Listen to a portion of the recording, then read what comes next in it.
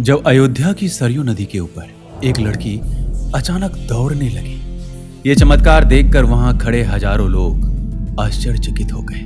जी हाँ दोस्तों, आपने बिल्कुल सही सुना है। अयोध्या की सरयू नदी के ऊपर 16 साल की लड़की, जो भगवान श्री राम जी की परम भक्त थी, वह अचानक दौड़ने लग गई। लोग इसे भगवान श्री राम का साक्षात चमत्कार मान रहे हैं। दोस्तों, जैसा कि आप सभी जानते हैं कि जब से अयोध्या में राम लला की स्थापना हुई है, तब से नए नए चमत्कार देखने को मिलते ही रहते हैं। लेकिन इस चमत्कार ने पूरे विश्व भर को हिलाकर रख दिया। आखिर इस चमत्कार के पीछे की सच्चाई क्या है, जानते हैं आज के इस वीडियो में। और एक बार सच्चे दिल से सभी राम भक्त जरूर लिखिएगा, जय श्री राम। दोस्तों, ये सत्य चमत्कारी घटना की शुरुआत होती है बिहार में रहने वाली सीमा त्रिपाठी नाम के एक लड़की से, जो कि प्रभु श्री राम की बहुत बड़ी भक्त थी। सीमा और उसके माता पिता और हर एक हिंदू की तरह सपना था कि वो भी राम लला का दर्शन करें। जैसा कि आप सभी जानते हैं, 22 जनवरी को प्रभु श्री राम लला की प्राण प्रतिष्ठा हो गई। लेकिन इसके कुछ ही दिनों बाद राम लला को देखने सीमा अपने माता पिता के साथ अयोध्या आई हुई थी। सीमा अपने माता पिता के साथ पूरी अयोध्या घूमी और वह हनुमानगढ़ी मंदिर गए। वहां उन्होंने दर्शन किए। उसके बाद उन्होंने भगवान राम के निर्माण हो रहे मंदिर को देखा, जो देखने में बहुत ही बड़ा और विशाल था।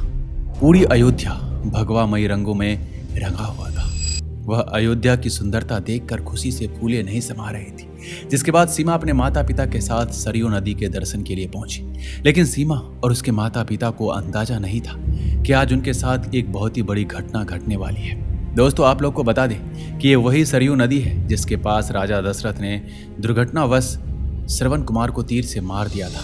दोस्तों, पूरी रामायण सरयू नदी से ही शुरू हुई थी और सरयू नदी से ही खत्म भी हुई। राजा दशरथ एक बार शिकार पर निकले थे, तब श्रवण कुमार अपने अंधे माता पिता के लिए सरयू नदी से पानी लेने गई थी। तभी उसी वक्त दुर्घटनावश राजा दशरथ द्वारा तीर श्रवण कुमार को लग गया था और उनकी मृत्यु हो गई थी। उसके बाद राजा दशरथ श्रवण कुमार के माता पिता को पानी देने गए थे और जब श्रवण कुमार के अंधे माता पिता को इस घटना के बारे में पता चला तो उन्होंने राजा दशरथ को श्राप दे दिया कि जिस तरह हम अपने पुत्र के लिए तड़प रहे हैं, उसी तरह तुम भी अपने पुत्र के लिए तड़पोगे। और फिर हुआ भी यही।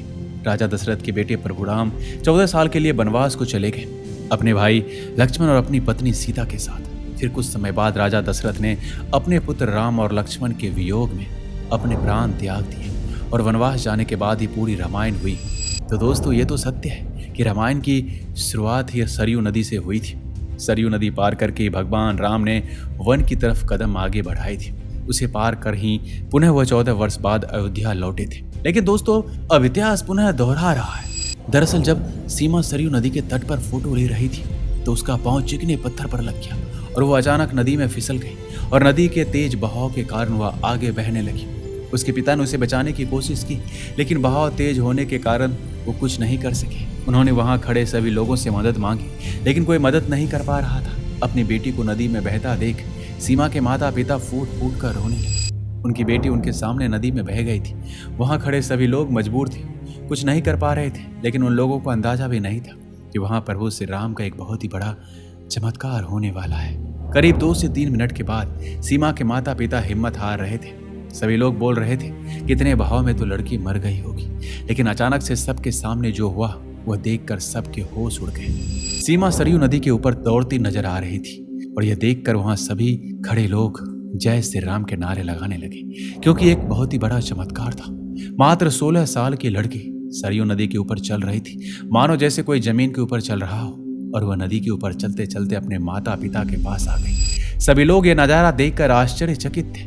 फिर जब उसके माता पिता ने सीमा से पूछा कि ये सब कैसे हुआ, तब सीमा ने बताया कि जब मैं नदी में बह रही थी तो मैंने प्रभु श्री राम का ध्यान किया और मुझे पता ही नहीं चला कि मैं कैसे पानी के ऊपर आ गई।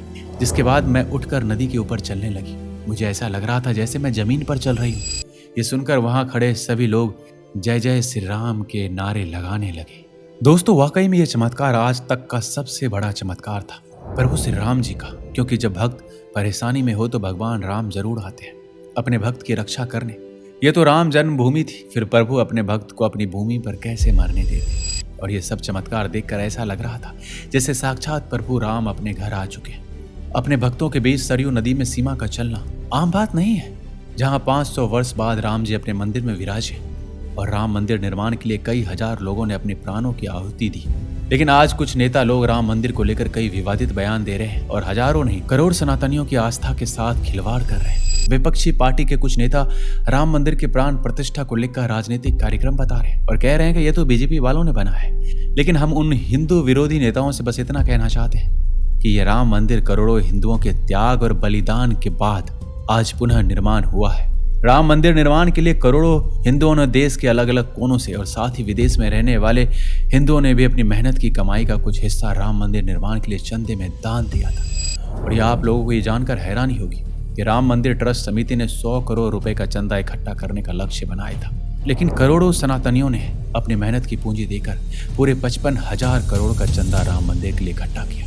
और ये मंदिर निर्माण केवल और केवल सभी सनातनियों की मेहनत की कमाई से ही बना है। कई लोग कहते हैं कि मंदिर की जगह आप हॉस्पिटल बनवाते, कई लोग कह रहे हैं मंदिर की जगह स्कूल बनवाते। हम उन हिंदू विरोधी लोगों से बस इतना ही कहेंगे कि मंदिर का निर्माण सरकार ने अपने पैसों से नहीं बल्कि हम हिंदुओं ने अपनी मेहनत की कमाई से अपनी श्रद्धा से करवाया है। और प्रभु श्री राम जब पुनः अपने घर पधारे तो एक एक सनातनी हिंदू का सर गर्व से ऊंचा हो गया है। ऐसा महसूस हो रहा है जैसे कोई पिता हजारों वर्ष बाद अपनी संतानों के पास आए हो। दोस्तों, ये घटना कैसी लगी हमें कमेंट में अवश्य लिखिएगा। मिलते हैं अगली वीडियो में, अपना ख्याल रखिएगा। जय श्री राम।